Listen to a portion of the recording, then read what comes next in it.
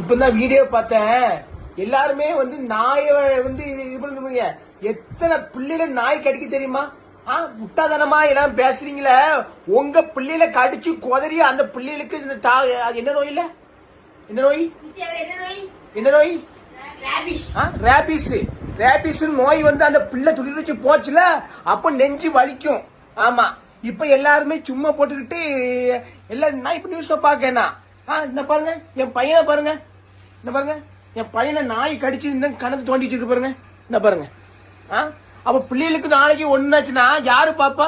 பெத்தவனுக்கு தான் தெரியும் பிள்ளைய பத்தி.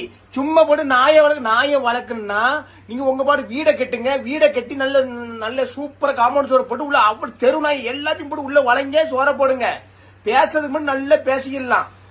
பிள்ளைகளுக்கு ஒண்ணுன்னா நம்ம நெஞ்சு தாங்காது. ஆமா, எத்தனை பிள்ளைகளை துரத்துது, எத்தனை பேரை துரத்துது.